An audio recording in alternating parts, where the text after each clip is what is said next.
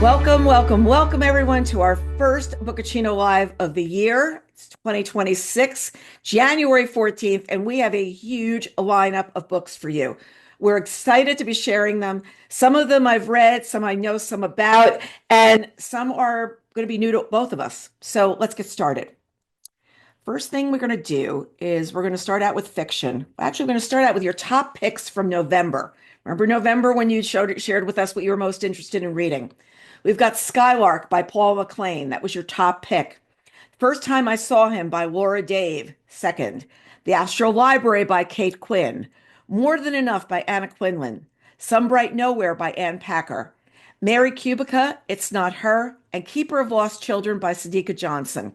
Some of these I've read, some of them I'm going to be interviewing the authors. Sure, you saw the coverage of the live event that I went to with Laura Dave, where Laura Dave was speaking last week, that was in the newsletter.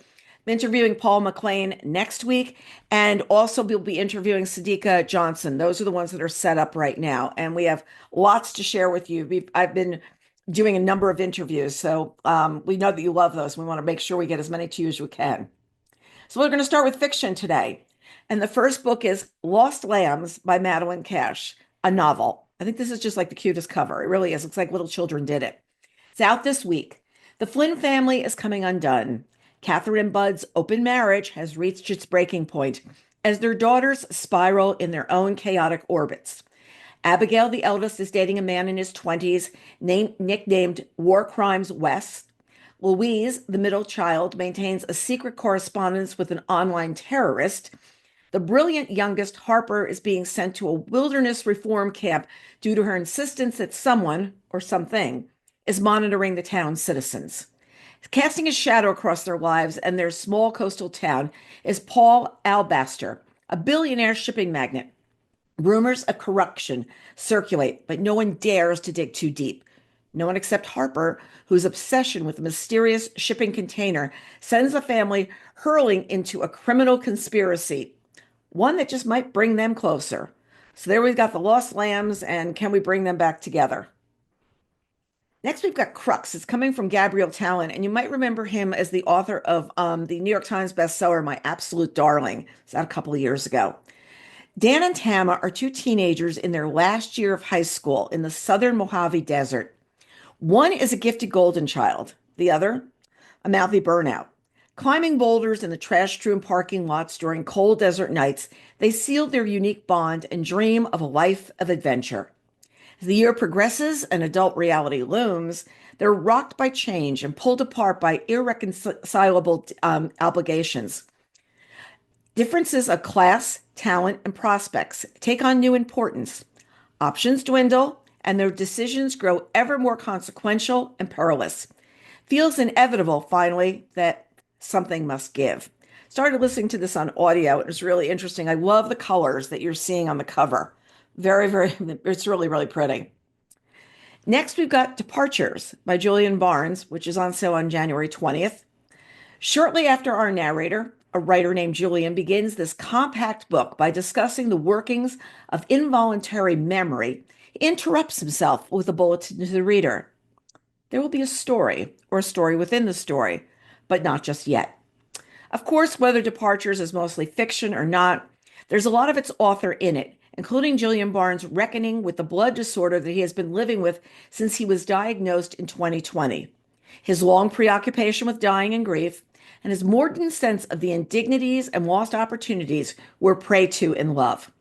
The story he promises to deliver is a love story that of two friends he met at university in the 1960s, that time of touted but rarely experienced sexual freedom. So there we've got Departures. Next, we've got Evelyn in Transit from David Guterson. When you see something that says book group speed dating logo down on the left, the lower left, that's because the publisher included that when we did our book group speed dating program a couple of months ago. So that's our little cue that this is something that they're interested in, think will work for book groups. Radically open-minded, formidably strong, and unusually clear-eyed about herself and others, Evelyn Bednarz has always been a misfit. She's easily bored, unsuited for school, asks odd questions about faith and time, and sees through conventions that others take for granted. Seeking to be true to herself, she hitchhikes across American West, taking odd jobs. In the distant Tibet, another life unfolds as remote from Evelyn's as it can be. The life of a boy named Tzering, raised as a Buddhist monk in the mountains of Tibet, who eventually becomes a High Lama. And yet their lives are strangely linked, as Evelyn discovers when a trio of Buddhist lamas shows up at her door to announce that her 5-year-old son Cliff is a seventh reincarnation of the illustrious Norbu Rinpoche, recently deceased. The lama's visit sets off a family crisis and a media firestorm over Cliff's future. So you probably know David Gooderson best from Snow Falling on Cedars. Next, we've got Half His Age by Jeanette McCurdy, coming on January 20th. Waldo is ravenous, horny, blunt, naive, wise, impulsive, lonely, angry, forceful, hurting, perceptive, endlessly wanting. And the thing that she wants most of all, Mr. Corgi, her creative writing teacher, with the wife and the kid and the mortgage and the bills, with the dead dreams and the atrophied looks and the growing paunch. She doesn't know why she wants him. Is it his passion, his life experience, the fact that he knows books and films and things that she doesn't? Or is it purer than that, rooted in their unlikely connection, their kindred spirits, the similar filter with which they each take the world on around them? Perhaps it's just enough that he sees her when no one else does. That, so far for me, is getting the most provocative cover of the year. Just saying, if you've got a provocative cover, there you go. Next, we've got Room 706 by Ellie Levinson, coming on January 20th. I started reading this the other day. A really interesting premise. Kate's children and her husband are her whole world. Since marrying young, she's dedicated her life to making her little family grow. But in the last few years, she's carved out something just for herself, hours stolen away with another man.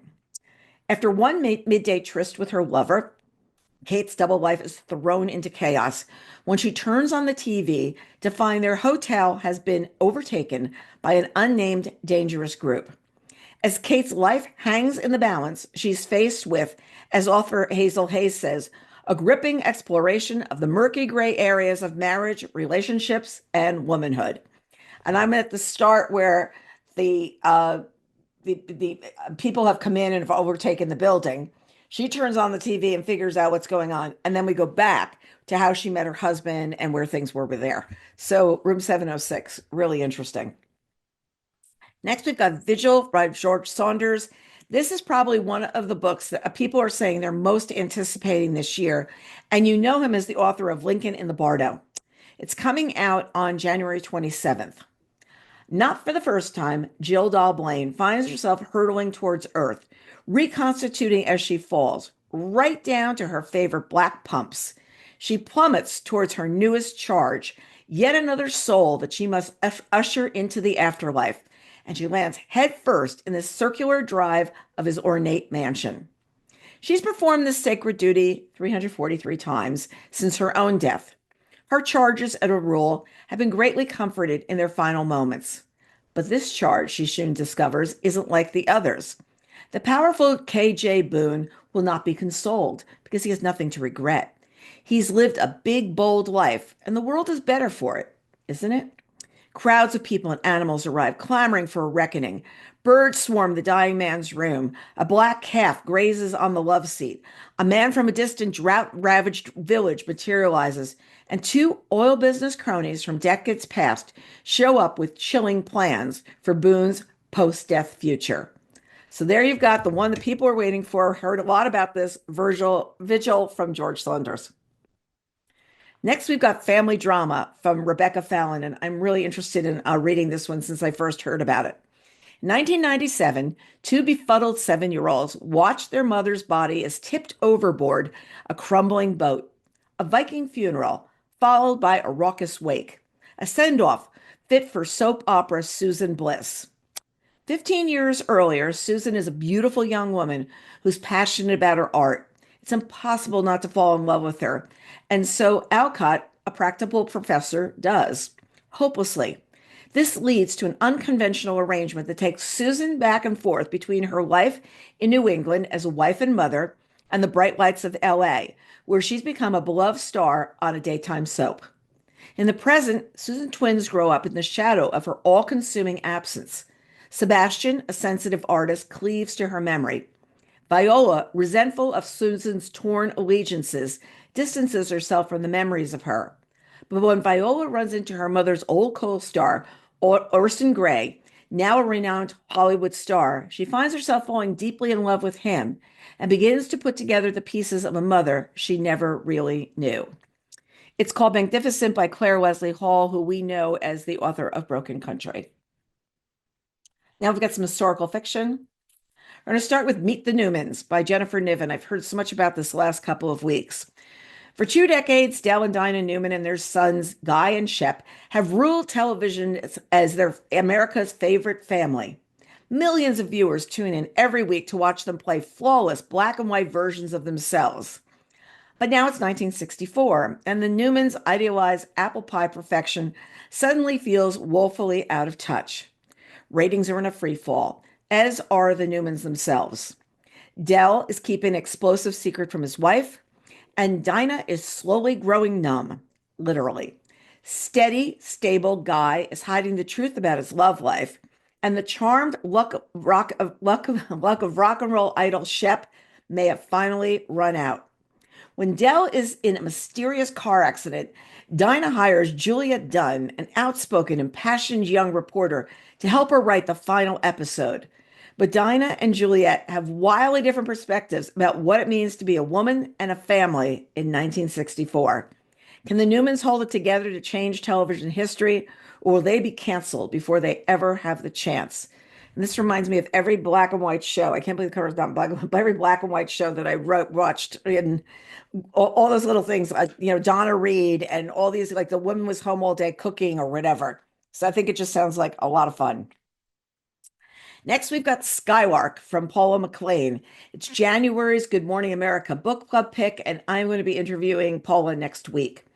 Skylark chronicles two parallel journeys of defiance and rescue that connect in ways that are both surprising and deeply moving. First, we're back in 1664. Alouette Voland is the daughter of a master dyer at the famed Gobelin Tapestry Works, who secretly dreams of escaping her circumstances and creating her own masterpiece. When her father is unjustly imprisoned, Alouette's efforts to save him lead to her own confinement in the Notorious Saint-Pierre Asylum, where thousands of women are held captive and cruelly treated. But within its grim walls, she discovers a small group of brave allies and the possibility of a life bigger than she ever imagined. Now let's flip to 1939. Christophe Larsen is a medical student beginning his psychiatric residency in Paris, whose neighbors on the Rue de Gobelin are a Jewish family who have fled Poland. When the Nazi forces descend on the city, Christophe becomes their only hope for survival, even as his work as a doctor is jeopardized. I'm going to see how these two stories either come together or they are on different planes, but they're chronicling things that happened in the same place. I am listening to this on audio. One of the reasons is I speak zero French. I mean, I just crucified those words, zero French. And it's very interesting to hear it being read with the accents. So if anybody does live like audio, the two narrators in this are absolutely terrific. Next, we've got Jean, which is coming from Madeline Dunigan this week. 17-year-old Jean, a troubled Jewish boy caught in the counterculture swirl of 1970s London, arrives at Compton Manor, a rural alternative boarding school for boys with problems. Dyslexic, antisocial, and prone to violent outbursts, Jean has never made friends easily, and school has never been a place of safety or enjoyment. And all of a sudden, he's befriended by Tom, confident, charming, buoyed by years of good breeding and privilege. And it seems as if Jean's world might change. When things turn romantic, Jean is tipped into a heady, overwhelming infatuation. And now he skips class to venture into the woods or sneak across moonlit fields to see Tom, wondering if the relationship might offer a way out of a life marked by alienation. But what if the only true path to freedom is to disappear altogether? So there we've got Jean. Next, we've got We Were Brilliant by Lynn Cullen. You may know her as the author of The Woman with the Cure. This is coming on January 20th. In 1952, Norma Jean Baker follows documentary photographer Eve Arnold into a powder room on the night they first meet. She has a proposition for her. Norma Jean created Marilyn Monroe to be photographed, and she wants Eve to do it. Eve is better than anyone she's seen at revealing a person's inner truth. Together they can help each other. Together, she says, they can make something brilliant. Skeptical of the cipher of a young woman, Eve demurs. She's looking for more serious subjects than this ambitious starlet. But she keeps getting drawn back into Marilyn's orbit, and the woman comes to recognize something in each other, something fundamental. Nothing will get in the way of what they want. And when Marilyn's star takes off to teetering heights, neither will ever be the same. So there's a story about Marilyn Monroe that I haven't heard before. Next, we've got some thrillers and mysteries. I'm going to start out with The First Time I Saw Him by Laura Dave. This is Reese's book club pick for January. It's a book reporter bets on selection. I loved it. And those who read the newsletter saw the pictures of me with Laura at her New York event last week, where she was absolutely terrific. What I really love about Laura is she doesn't just write the book. She's got a real thoughts about how every single scene unfolds. And often she's been to those places. She's putting them into her head and seeing how she's going to write the story to work with them. She told a very funny story about one of the places in the book is a very exclusive island, and they went to Fisher Island to do research on it. And they had to pretend that they were moving there in order to even get onto the island. And she said they did that. And her son, who's, I guess, 10 at this point, kept thinking they were moving. And he goes, "Are we moving? Yeah, I really like this place. I want to move here." It was very, very funny. So here's what we do with this book. 5 years after her husband Owen disappeared, for those of you who remember the last thing he told me, Hannah Hall and her stepdaughter Bailey have settled into a new life in Southern California. Together they forged a relationship with Bailey's grandfather Nicholas, and they're putting the past behind them. But when Owen shows up at Hannah's new exhibition, she knows that she and Bailey are in danger again. As a thrilling drama unfolds, Hannah and Bailey are forced to go on the run in a relentless race to keep their past from catching up with them. Hannah risks everything to get Bailey to safety and finds there just might be one way back to Owen. So well done. The little details, the things that you picked up if you watch the series on Apple TV. The Apple version of this will be airing starting on February 20th. So you want to read, even though the book and she says the book and the story on TV do have differences in them. She did not write this time where she had written the last season. She did not write this time because she was, so busy working on writing the book. And her husband, Josh Singer, did work on it and was very involved in what was going on. And she also told us that she's writing the Netflix movie for the last book that she did, The Last Night We Saw Him. It's like trying to remember all the titles of her books is like very, very confusing. So it was a fabulous evening. I may try to interview her once her touring is all over. So here's what we've got. 5 years after her husband Owen disappeared, Hannah Hall and her stepdaughter. Oh, wait, I've done that. I've done this. I've done that, right? Tom, did I do that? Yes. Okay. Did I? Yes. Yes. Sorry. Guys, it's new. It's a new year. That's all I can say. So sorry about that. That was very, very unpro. Okay, we've got The Viper by Brad Meltzer. And what's really fun for us is we have reviewed every one of Brad's books since he came out for this first book, which was a year after we started the company. So we'll be 30 this summer, which means we've been reviewing him for 29 years. And I absolutely love that we've had that kind of relationship. They said, Alex Michelides said, this is the perfect book to meet Zig and Noah. It is a series, but as always with Brad, you can jump right in. Andrew Feischmeyer is a master at hiding. He spent decades concealing a secret that could get him killed. So when he's diagnosed with a terminal illness, he heads for the local funeral home, carrying the blue suit he eventually wants to be buried in. But no one knows that Feischmeyer secretly tucks something inside, turning the suit into a final untraceable hiding spot. It's a perfect plan until Fetch is brutally murdered by a mysterious killer who will stop at nothing to find the priceless object hidden in the suit. Wasting no time, the cunning but unconventional Roddy LaPointe opens an investigation into Fetch's murder, recruiting help from his friend, the brilliant Zig Zagorowski. But it doesn't take long for Zig to discover the real reason Roddy cares so much about this case. Fetch's death is tied to Roddy's mother, who was murdered decades earlier. So there you've got The Viper, great cover, a Zig and Noah novel. Okay, next we've got Anatomy of an Alibi from Ashley Elston. It is out this week. You probably remember her as the author of First Lie Wins, which was a number one New York Times bestseller, and just such an amazing book that she pulled together. This book's a bet son. I'm going to do an interview with her somewhere when she calms down on her tour a little bit. Right now, it's going to be one of our winter reading contests, and we'll have a little bit more about that at the end of the program. And this week, it is one of our word of mouth selections that you can win if you tell us what you're reading, and what you think about it. So, what's this about? Camille Bayliss appears to have a picture perfect life. She's married to a hotshot lawyer, Ben, and is the daughter of a wealthy Louisiana family. And nothing is as it seems. Camille believes that Ben has been hiding dirty secrets for years, but she can't find proof because he tracks her every move. You know that thing when he puts something on your phone and finds you everywhere? That's what's going on. Aubrey Price has been haunted by the terrible night that changed her life a decade ago, and she's convinced that Benjamin Malis knows something about it. Living in a house full of criminals, Aubrey understands there's more than one way to get the truth, and she may have found the best way in. Aubrey and Camille hatch a plan. Sounds simple. For 12 hours, Aubrey will take Camille's place. Camille will spy on Ben, and the two women will get the answers they desperately seek. Except the next morning, Ben is found murdered. Both women need an airtight alibi, but only one of them has it. So there we've got Anatomy of an Alibi, and it is so interesting to see how the story goes backwards and forwards. Ashley does a terrific job. Mary Kubica says she'll blow readers away with this fast-paced, twisty story, and it's twisty like right down to the end.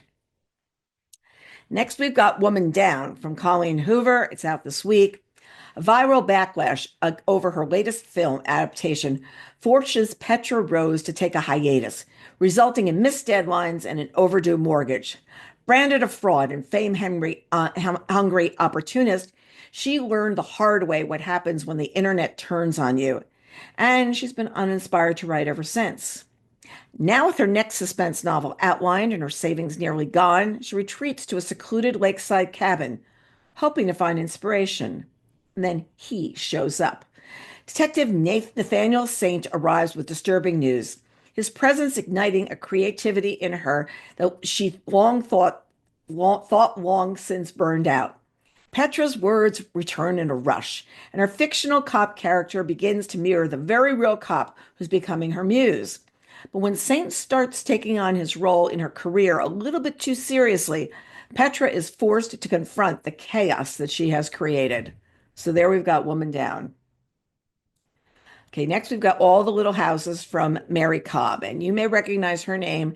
She was the best-selling author of The Hunting Wives, which was adapted for Netflix and was that crazy series that I watched either in November and December. Yes, that author. This was another book group speed dating title, out January 20th. It's the mid-1980s in the tiny town of Longview, Texas. Nellie Anderson, the beautiful daughter of the Anderson family dynasty, has burst onto the scene. She always gets what she wants. What she can't get for herself, well, that's what her mother is for.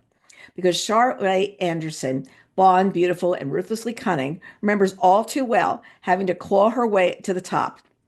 When she was coming of age on the poor side of East Texas, she was a loser and an outcast, humiliated and shunned by the in crowd, whose approval she so desperately thirsted for. When a Prairie Kiss family moves to town, all trad wife, woodworking dad, wholesome daughter vibes, Charlene's entire self-made social empire threatens to crumble. Who will be left standing when the dust settles? And when I picture the women in this, yes, I picture that show, but I also picture, I know who's watching Landman that's on Paramount Plus, and I picture the mother in the Landman. That's all I picture is the mother and the daughter, which make me laugh every single week. Next, we've got Friend of the Family coming from Dean Koontz on January 20th. The human oddities in the Museum of the Strange are less wondrous than the gawking rubes had promised. But Elida is something else, the real thing.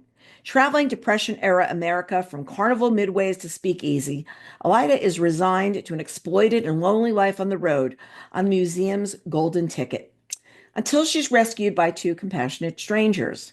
Franklin and Loretta Fairchild see Elida as a gifted and uncannily well-read girl in need of a loving touch and a family. The open-hearted couple and their three precocious, imaginative children, Vida finds it. Yet, despite everyone's overwhelming generosity and acceptance, she is a very different kind of girl. Her dreams bear out. They're vivid, unsettling, and threatening. And she fears that they're also warnings, and that it's the Fairchilds who may need rescue from a bad, bad world. Because we know with Dean Koontz, nothing is ever normal. It could be a bad, bad world. Next from Alice Feeney, we've got My Husband's Wife.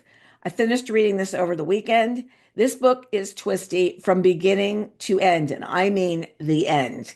Absolutely crazy. It's a book reporter bets on. Probably not going to get a chance to interview her because she's really busy right now, not only with the release of this book, but also with her series, His and Hers, which is on Netflix.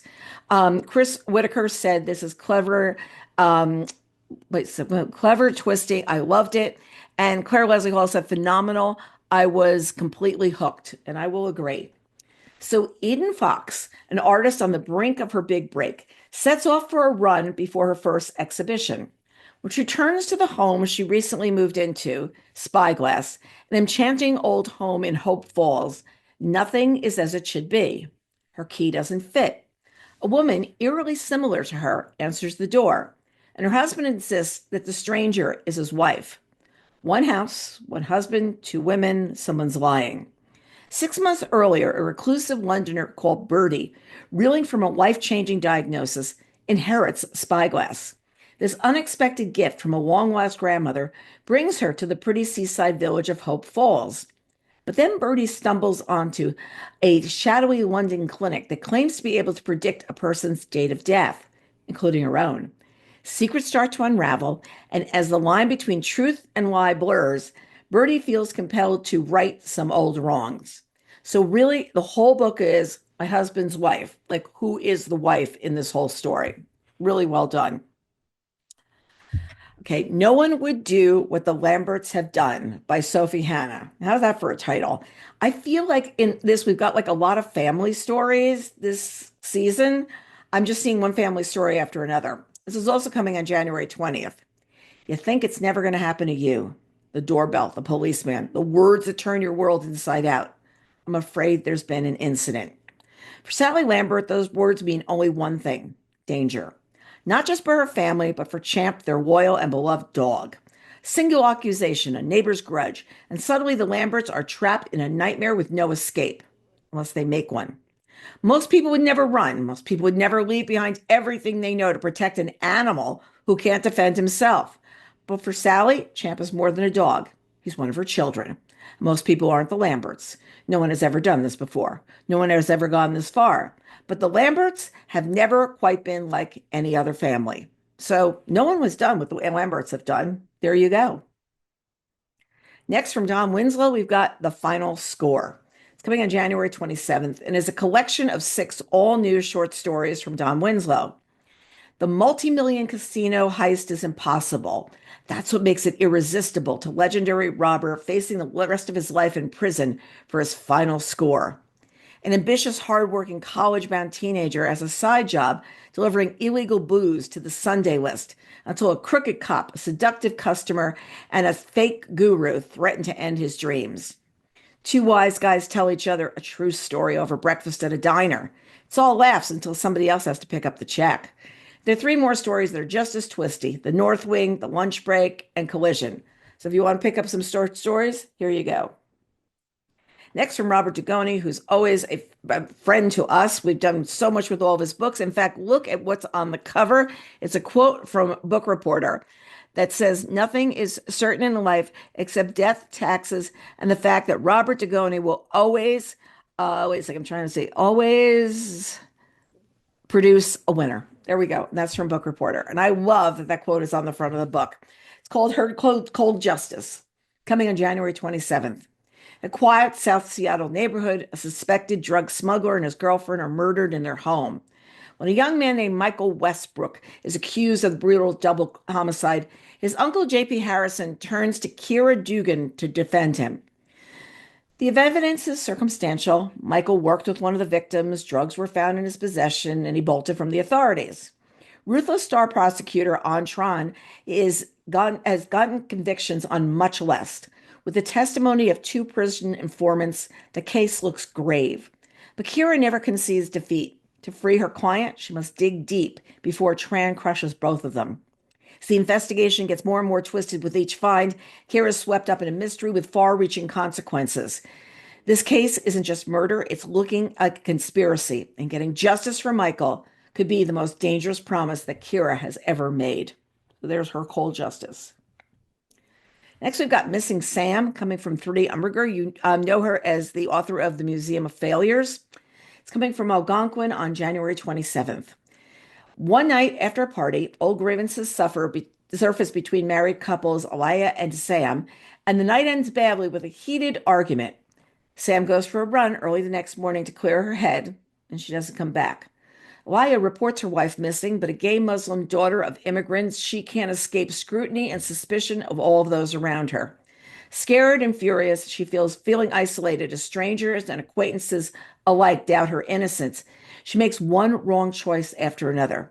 She must fight to prove her innocence in the public eye, even as she is torn between her fear that Sam is dead and her desire to find her and save her wife. But is safety ever truly possible for them? So there's Missing Sam. Next, from Preston and Child, we've got Pendergrast, The Beginning. It only took 6 months for the life of Special Agent Dwight Chambers to crumble around him. First, he lost his partner and tragically his wife. Returning to work at the New Orleans field office, Chambers is dismayed to find himself saddled with mentoring a brand new FBI agent, a certain AXL Pendergrast. As Chambers tries to pull himself together, his manic and exasperating junior partner pulls an outrageous stunt that gets them both suspended. Pendergrast welcomes the banishment because it gives him the opportunity to investigate a peculiar a murder in Mississippi that's captured his fancy. Chambers grudgingly goes along. Thanks in large part to Pendergast's brilliance and unorthodox methods, they solve the case and find the killer. And that's when the true horror begins. So look, you find the killer and you're still not saved. Okay, from Wendy Walker, we've got Blade. And I'm going to give you a little bit of background before I tell you about the book. From the years that Wendy was 13 to 16, she trained out in Colorado at one of those rinks where the kids would live there. They would all live there, and they would be in training to become professional skaters and actual amateur skaters. And Wendy was out there for 3 years. And she talks about like a lot what that was like on her website right now, wendywalkerbooks.com. She's got pictures of her skating during those times. It was before the triple axel was even a big thing.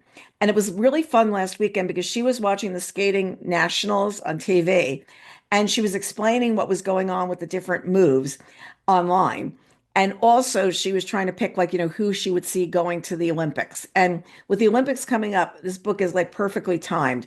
It's a bets on selection. I'm planning an interview with her as well. So I want to give you more on her backstory. So here we've got Anna Robbins was an Olympic star in the making until tragedy forced her to leave the world behind. At the age of 16, she gave up her dream and never looked back. 14 years later, she's a successful defense attorney, revered for her work with minors. But when her former coach turns up dead, Anna lands right back where it all began and abruptly ended. The Palace, a world-renowned skating facility nestled high in the mountains of Colorado. Anna returns to the Palace to defend the young skater accused of a brutal crime, Grace Montgomery. Despite her claims of innocence, all evidence points squarely to Grace's guilt, and she's days away from facing charges of first-degree murder. But as Anna's investigation dreads up childhood memories of her own, triggering the fear that permeates this place where she once lived and trained far from home as an orphan. And what they did is any of the skaters who were out there without parents were called orphans. And there are a bunch of skating moms that live in town with their kids, and they're also training. So it's a really interesting mix of people. So Wendy's writing from the thriller did not happen to her, but the experience of living out in one of these facilities and what it was like. And got coaches telling you what to do, and it's when the triple axel is really a big deal. Whereas now I think it's like a quadruple axel or something like that.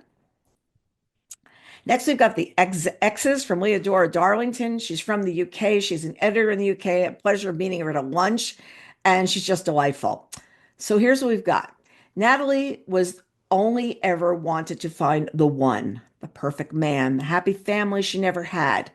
But each time she thinks she's finally getting somewhere, she's bitterly disappointed. Another lead line through the list of exes. And that was before the night of the big fallout that left her even more alone. And then along comes James, and Natalie thinks her luck has finally turned. Maybe he's the one. Maybe he's the one she's been waiting for all along. Maybe he won't wind up dead. But the harder Natalie tries to be a normal wife, the more world upending truths are brought to her door, leaving her unsure of who she really is and much less what she'll do, leaving her to question if there's a monster within her, or if there's a villain toying with her from the outside. So there we've got the X's. Next, we've got Imposter from L.J. Ross. I just have to tell you that writing to get a copy of this book, I learned how to spell imposter. And it was really funny because the marketer said to me, I'll tell you something right now. I was having trouble spelling it too. Kept doing ER at the end. OR, folks. So, Dr. Alexander Gregory, a psychologist recovering from the collapse of a high profile criminal profiling unit, wants nothing more than a quiet life to finally sit and think things through. But his rare ability to understand the mind of violent offenders makes him hard to ignore, especially when a small town is shaken by a brutal murder. Reluctantly pulled into the case, Gregory finds himself confronting not only a cunning predator, but the darker corners of his own mind. Now, did you ever note this as I'm doing these books that people want to have a quiet life? You notice we used to like want to have things to be crazy. Now it seems like everybody wants a quiet life. I'll go for that. Next, from Mary Kubica, we've got It's Not Her. This was a book group speed dating title as well. When it was presented, Randy Chan, who's from the publisher, said that this is her best book. And when Randy says that, it's from knowing something because he's read so much of her work. Courtney Gray's tranquil family vacation is shattered when she hears a blood-curdling scream from the lakeside cottage next door. And there she finds the lifeless bodies of her brother and sister-in-law. Her teenage niece Reese is nowhere to be found, while her nephew Wyatt lies asleep upstairs unharmed. As the police descend on the quiet resort town, disturbing secrets about Courtney's family start to emerge. When she learns that the town has secrets of its own, it makes her wonder if Reese is another victim in a brutal crime or if she's the killer. As Courtney begins to unravel the terrible mystery, she realizes that everyone around her has something to hide. And the closer she gets to the truth, the harder it is to see. So there we go. It's not her. Next, from Kara Ruda, we've got We Were Never Friends. This is coming on February 3rd. The sorority sisters of Theta Gamma Mu, Roxy, Amelia, Jamie, Beth, and Sunny, have been summoned to Roxy's luxurious Palm Springs vacation home to celebrate the engagement of her son to Beth's daughter. But the refurbished 1920s estate is eerily reminiscent of the hotel where tragedy struck during spring break 25 years ago. Long simmering tensions and shocking secrets begin bubbling to the surface like bodies. Because while the weekend was supposed to be all about celebrating the future, it's not so easy to bury the past. So there's like, we were never friends. So which one of those five do you think they were friends and are not? Let's see. Okay, now I've got Wolf Hour by Yo Nesbo. This is coming on February 3rd. Got two different time frames here. It's Minneapolis, Minnesota, 2016, when a small town criminal and gun dealer is shot down in the street. All signs point to Tomas Gomez, a quiet man with mysterious past and deep connections to a notorious gang, who has seemingly vanished into thin air. Other murders soon follow, and it appears Gomez is only getting started.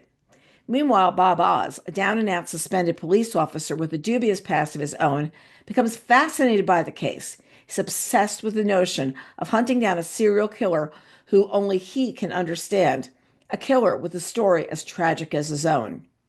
Now let's flip to Minneapolis in 2020. An enigmatic Norwegian man with ties to Minneapolis, self-described crime writer, has traveled to the United States to research the Gomez case in hopes of writing a book about it.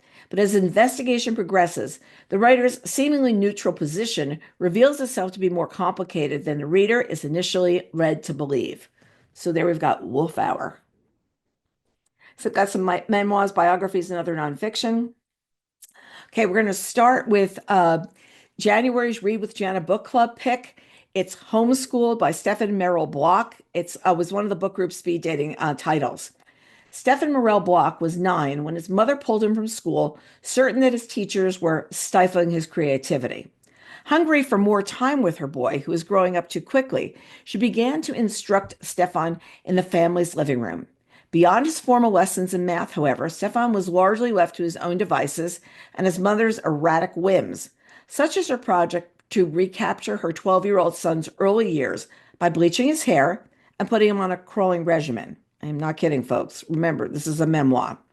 Years before homeschooling would become a massive nationwide movement, a time when it had just become legal in his home state of Texas, Stefan vanished into that unseen space and into his mother's increasingly eccentric theories and projects.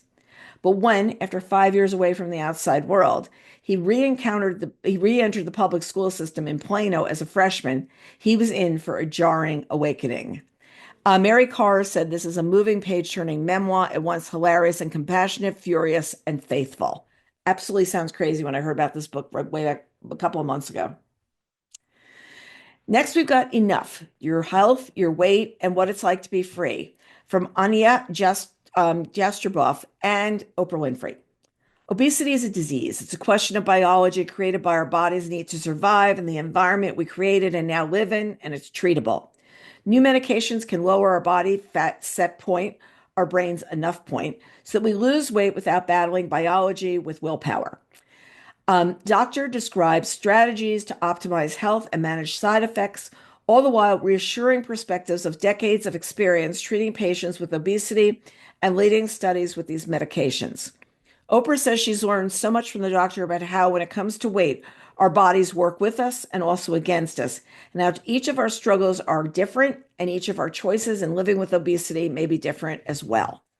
It's really interesting because you see all these celebrities that used to have weight issues, and now everybody is super slim. They have to get all new clothes. I can see this coming.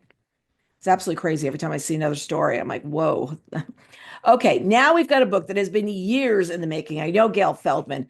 She has been working on this probably for decades.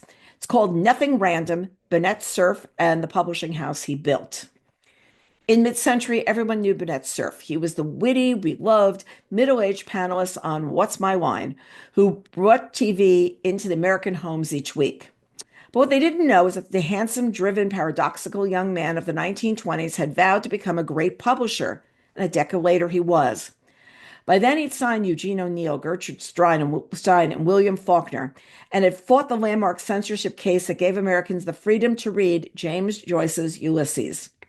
Using interviews with more than 200 individuals, deeply researched archival material, and letters from private collections not previously available, Nothing Random brings Bennett Cerf's to vibrant life, drawing book lovers into his world, finally laying open the page of a quintessential American original. Know how much she's put into this book. I ran into her conference a couple of months ago. I can't believe it's finally coming out. Okay, next we've got Strangers by Belle Burden. I love this book. I absolutely love this book from the minute I heard about the premise.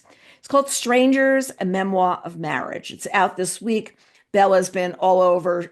She was on Good Morning America, which we'll have in the newsletter this Friday. She's been in Vanity Fair, Town and Country, a number of places.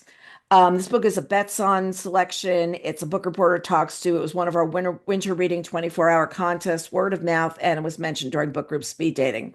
Here's why I'm crazy about this book, because when I describe it to people, they go, no, that didn't happen, Carol. This is a novel. And I said, no, this is a memoir.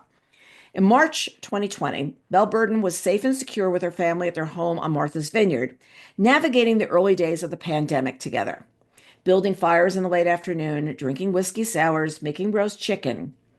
And then, with no warning or explanation, her husband of 20 years announced that he's leaving her. Overnight, her caring, steady partner became a man she would hardly recognize. He exited his life with her like an actor shrugging off a costume. In Strangers, she revisits her marriage, searching for clues that her husband was not who she thought he always was.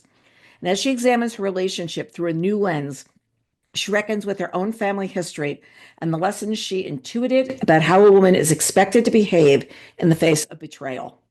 Her mother is Amanda Burden, who's a socialite in New York, who has been divorced more than once, so she knows that kind of a story.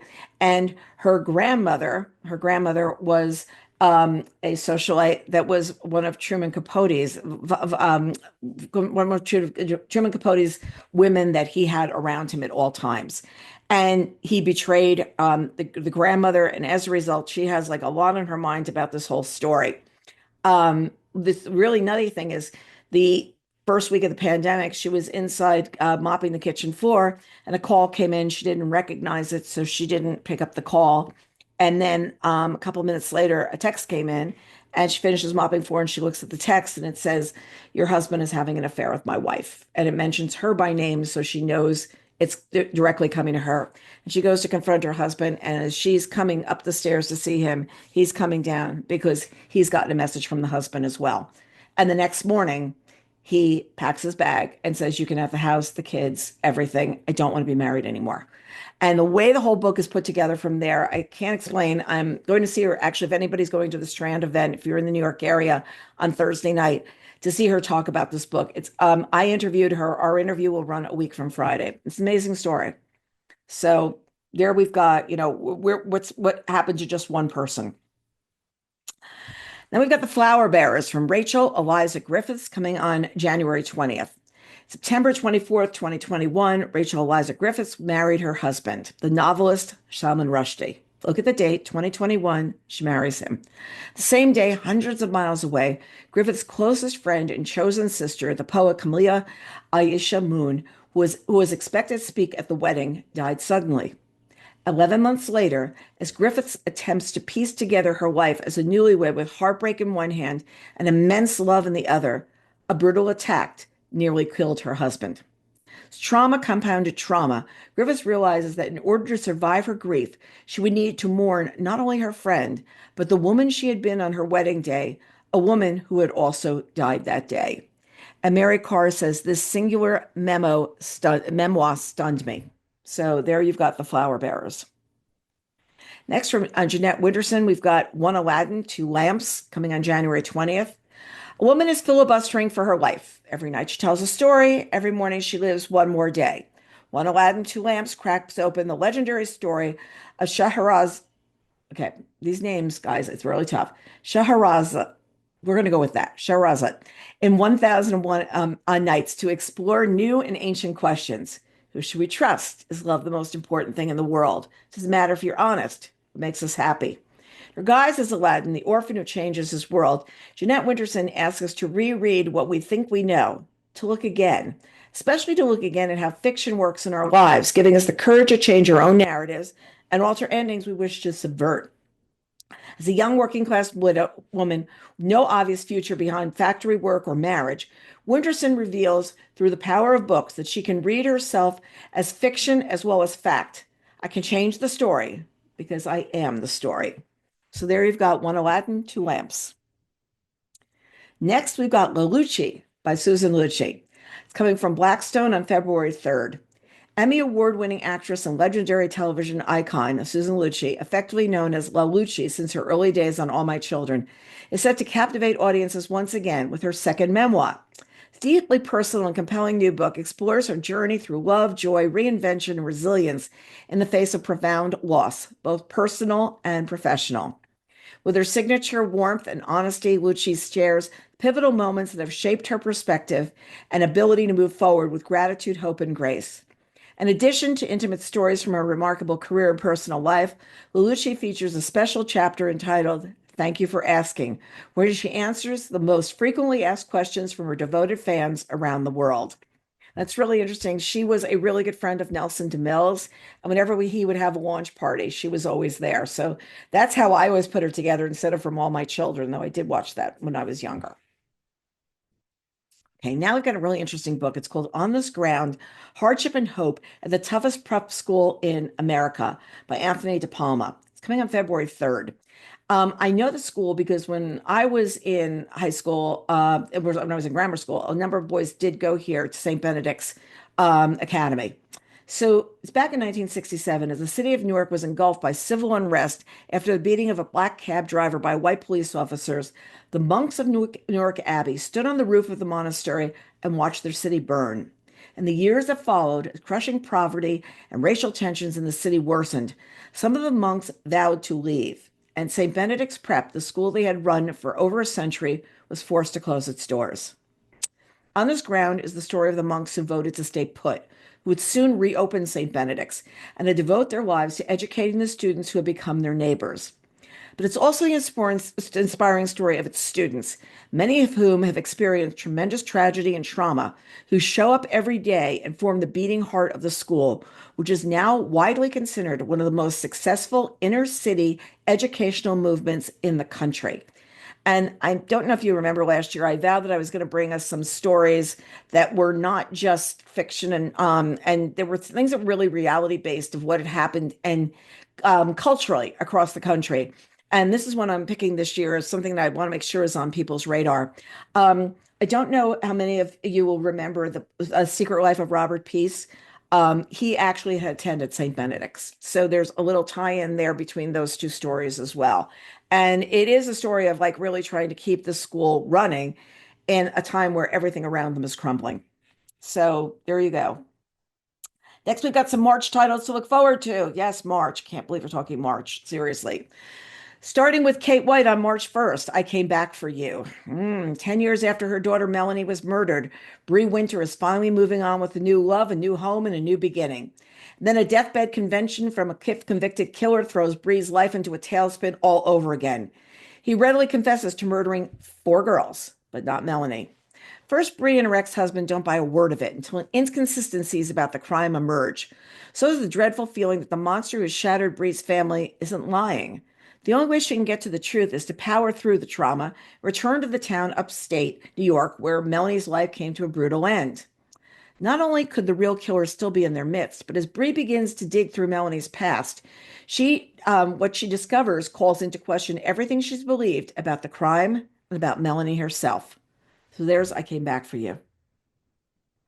Okay, from Wade Rouse, who you also have known as the author of Viola Shipman when he writes under that name. Wade Rouse has written That's What Friends Are For. Coming on March 3rd, it was a book group speed dating title. So here's what we've got. And yes, you can think the Golden Girls as I'm talking about this. Theodore Copeland has created a fabulous life in the desert oasis of Palm Springs, where he shares a fabulous pink mid-century home with 3 fabulous friends. Barry, a former actor, still clinging to the memory of the dream role that killed his career. Ron, an uprooted Christian with a big heart, but no one to give it to. And Sid, who after coming out late in life, has never found love. Teddy is the caustic, unspoken leader of the Golden Gaze, the foursome's monthly drag tribute to the Golden Girls. But the harmony of their desert enclave becomes a carousel of emotional baggage when Teddy's estranged sister Trudy shows up on their doorstep, her dramatic teenage granddaughter in tow. While Teddy keeps Trudy at arm's length, she manages to wheedle her way into the lives of the Golden Gaze until the real reason for her visit is revealed, and the secrets they've all been keeping from each other unravel faster than a hastily stitched hemline. So there you go. That's what friends are for. I think next month, Tom, we need to see the word unravel, how often it happens. That'll be the quiz. We keep saying we're going to do that. I think one month we are. See if the listeners are reading. The viewers are really listening. Okay, so who has James Patterson writing with now? Dun, dun, dun, Viola Davis. So from Viola Davis and James Patterson, we've got Judge Stone coming on March 9th. The most respected citizen in Union Springs, Alabama, population 3314, is Judge Mary Stone. She holds 2 responsibilities sacred, running her family farm and presiding over her courtroom. It's there that she draws the most controversial case in the history of the South. Criminally, it's open and shut. Ethically, there's no moral ground. Essentially, it's a choice between life and death. No judge can satisfy everyone. It would be dangerous to try. But Judge Stone is willing to fight to bring justice to the people and place she loves. So there you've got Judge Stone. Allison Pataki. How much of us, many of us love Allison Pataki, and we love the magnificent lives of Marjorie Post. Okay, here we go. On March 10th, a new book from her. It's The It Girl. The dawn of the 20th century, New York streets teem with change, electricity, automobiles, brash young President Teddy Roosevelt, and the It Girls. As author muses and working models, these independent young women soar to stardom, not because of their pedigrees or their inherited wealth, but because of their talent, charisma, and irresistible beauty. But the journey to stardom is not simple or straight. While working as a shop girl, young Evelyn Talbot is recruited as a studio model and soon catches the eye of the preeminent artists of the age. When Broadway comes calling, Evelyn solidifies her status as the first self made American female celebrity, the iconic Gibson girl, the most sought after figure and face of her time. When Evelyn finds herself at the center of a murder, of a passion declared the crime of the century, a murder of passion declared the crime of the century, she is blamed for the acts of the men in her life. In the media frenzy that spirals around her, Evelyn realizes that to survive, she will have to write her own ending. So there's the It Girl. Love books from Allison. Okay, next from Rebecca Searle, we've got Once and Again. Just going to digress here for a second that the last interview I did in our office before COVID was with Rebecca Searle. And 48 hours later, I came down with COVID. And my big fear was that I had given COVID to Rebecca Searle, but somehow she didn't get sick. It was like, oh my gosh. Okay, this is coming on March 10th. The women of the Novak family were each born with a gift. They can just once turn back time. Lauren has known since she was 15 that her mother, Marcella, saved Lauren's father from a deadly car accident. Dave is alive and happy and out on the Malibu waves. But ever since Marcella, her power spent, has lived in fear of what she's not going to be able to reverse. One summer, Lauren's husband takes a job in New York and she moves back to her childhood home on the shores of Malibu. Lauren looks forward to surfing with her dad again and perhaps repairing an unspoken fracture in the relationship with her mother. What she doesn't expect is for the boy next door to return home as well. Stone, Lauren's first love, who broke her heart nearly a decade before. As Lauren falls into familiar patterns with her family and more dangerously Stone, she finds herself thinking about the choices that have brought her to this moment and wondering, finally, if one of them should become undone. So there you go, Once and Again. From Lisa Unger, we've got Served Him Right, coming on March 10th. Anna Blacksmith has gathered her closest friends and sister Vera for a brunch to celebrate her recent breakup from her boyfriend, Paul. But when shocking news about Paul arrives, all eyes are on Anna, the angry ex with a bad reputation. Suspicions only intensify when Anna's best friend falls deathly ill after the brunch. But Anna's not the only one who had a score to settle with Paul. As investigation unfolds, rumors of a secret network that used ancient methods to obtain justice begin to emerge. Vengeance is sweet, but it can also be deadly. Anna and Vera are determined to find the truth before Anna takes the fall and their own long buried history comes to light. So there you have Served Him Right. From Sandra Brown, we've got Bloodlust, coming on March 17th. 2 years ago, Detective Mitch Haskell lost his wife to a vicious act of retribution, and he has since attributed her murder to two men. Roland Malone is a ruthless executioner and drug dealer who fronts as a restaurant owner. He performs his handiwork at the biddings of Oz, the faceless kingpin of a drug trafficking operation whose name alone evokes terror. Obsessively vowing to avenge his late wife's murder, Mitch has been on a downward spiral. After going one step too far, Detective John Bowie, former best friend and now his boss, has forced Mitch to get therapy to sort himself out. Dr. Dylan Reed is immediately empathetic to the pain she senses beneath Mitch's cavalier attitude and wisecracking. But from the moment he breezes into her office, Dylan finds it a struggle to maintain the professional and personal boundaries that kept her own tragic past at a safe distance. As Mitch begins to close in on Oz and Malone's operation, they're prepared to stop him by any means necessary. So there's Bloodlust. Next, from El Cosmano, we've got the really fun series, the latest, Finley Donovan Crosses the Line. Finley Donovan's nanny and partner in crime, Vero, has been extradited from Virginia to Maryland, where she's facing criminal charges for a theft she swears she didn't commit. Prisoner to the ankle bracelet as she awaits her trial. Vera is forced to live with her overbearing mother and nosy aunt. Threatening messages keep arriving at her mother's door, demanding that Vera turn over the money or else. Proving her innocent might be an impossible feat. Vera was the treasurer of a sorority when the money went missing, one of the only people who had access to the cash, and her alibi is a date who ghosted her. With her court date quickly approaching and her mysterious stalker on her tail, Vera needs help to clear her name fast. Finley decides that a trip to Maryland is in order. After all, Vera stood by her through her darkest moments, and Finley will be damned if she lets her best friend and children's nanny be convicted for something she didn't do. Sets off on a mission to suss out the real thrill thief and bring Vera home. It's a really fun series, seriously. Next from Elizabeth Berg, we've got Life, a Love Story. As 92-year-old Florence Flo Green nears the end of her life, she writes a letter to Ruthie, the woman who grew up next door to her, describing the items Flo is leaving Ruthie in her will. But as it goes on, telling surprising stories about those little things Flo will leave behind, an unforgettable portrait of the life she has lived emerges. The letter starts off as an autobiography and things, but it turns out to be so much more than that.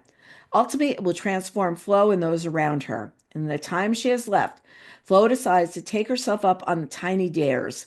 As these adventures lead her to make new friends, Flo helps them find the fulfillment the living a full life has led her to understand. So there's Life, a Love Story. I love the title of that. For Marie Benedict, we've got Daughter of Egypt coming on March 24th. In the 1920s, archaeologist, okay, we start again. 1920s, oh my gosh, archaeologist, Howard Carter and Lord Carnarvon of the Highclere Castle made headlines around the world with the discovery of the Treasureville tomb of the boy Tut, King Tut, the Pharaoh Tut. But it's all behind stood Lady Evelyn Herbert, the daughter of Lord Carnarvon, whose daring spirit and relentless curiosity made the moment possible. Nearly 3,000 years earlier, another woman defied the expectations of her time. Hatshepsut, Egypt's lost pharaoh. Her reign was bold, visionary, and nearly erased from history. And when Evelyn becomes obsessed with finding her secret tomb, she risks everything to uncover the truth about her reign and keep valued artifacts in Egypt, their rightful home. But as danger closes in and political tensions rise, she must make an impossible choice to protect her father's legacy or forge her own. And it's archaeologist. There it is, archaeologist. I'm going to do that 10 times fast. Next, we've got The Keeper by Tana French, which is out on March 31st. On a cold night in the remote Irish village, a young girl goes missing. Sweet, loving Rachel Holohan was about to be engaged to the son of the local big shot. Instead, she's dead in a river. In a close-knit small town, a death like this isn't simple. It comes wrapped in generations-old grudges and power struggles, and it splits the townland in two. Retired Chicago detective Cal Hooper has friends here now, and he owes them loyalty. But his fiancée, Lena, wants nothing to do with his tangles. The feud becomes more vicious. Their settled peace starts to crack apart. When they uncover a scheme that casts a new light on Rachel's death and threatens the whole village, they find themselves in the firing line. So there's The Keeper by Tana French. Okay, we've got Son of Nobody by Jan Martel, which is coming on March 31st, another speed grading title. Basad is an ancient Greek epic in free verse that follows a goatherd son who leaves his wife and family to fight the Greeks at Troy. His commoner story was lost to time until Harlow Dunn, a Canadian academic who has left his own wife and daughter behind to study at Oxford, discovers its relics nearly 30 centuries later. The sole translator interpreter of this work, Harlow dedicates the poem and its footnotes to his daughter Helen. And under his gaze, a personal message to his beloved child appears in the ancient text. Like a palimpsest, despite the thousands of years and hundreds of miles that separate the two, a thread hasn't frayed. The universal song of homesickness and regret, of love, ambition, and grief. Okay, now we've got the January paperbacks. Got the Brooke Shields book. Brooke Shields is not allowed to get old. Jackal's Mistress by Chris Bajalian. Brad Meltzer and Josh Mensch's The JFK Conspiracy. Kiss Her Goodbye by Lisa Gardner. Last White in Paris by Pam Janoff. Steve Berry's The List. Lisa Genova's More or Less Maddie, and I interviewed her for that book. Save Our Souls by Matthew Pearl. Greg Hurwitz's The Nemesis. The Oligarch's Daughter by Joe Finder. I interviewed him for that book. Good Dirt by Charmaine Wilkerson. Interviewed her for that book. Three that I interviewed, and Scott Turow I also interviewed. And those four books were bets on. So if you want to read them now, they're now available in paperback. Last two interviews I did last year were Vicky Wynn and Bristol Carlton, and we're going to be doing. I have an interview going up on Friday, and there'll be. I think we've got them scheduled out for the next couple of weeks, so we will be back with many more interviews. Okay, we've got reading contests. The winter reading that's up on the site right now. These are the books you're going to be eligible to win. Strangers was the contest on yesterday. You had 24 hours to enter to win that. The other books will be coming in the next couple of weeks. We may be adding a special one in there as well. So keep your eyes peeled on this promotion because there may be more happening here. But it's a great selection of books and the books you will want to read. Next, this week's word of mouth contest. This is where you tell us that what you're reading, and you tell us what you're reading and give it a rating and tell us a little bit about it. These are the two books you're eligible to win. Three people are going to win, and we always love to hear feedback from the winners. And these are two terrific titles, as I told you, they're both Betsons. So there's a chance to win my Betsons early in the year. Go you! Next week, Wednesday night, we're going to do a preview of winter books that we think that you will be enjoying. You will have seen many of them today. There will be some others. Wednesday, January 21st at 8 p.m. Share this information with your friends, some people who may have to actually work or do things during the day.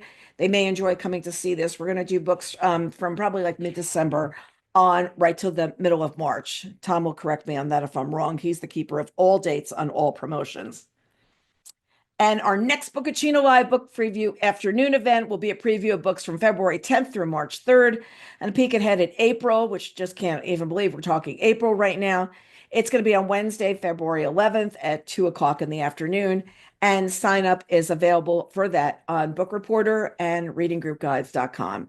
So thank you all for joining us, and we look forward to hearing what you are interested in reading and what you read, because we read the site a lot to find out what the books that are most interesting to you. So thank you very much for joining us today. It's a pleasure having you with us.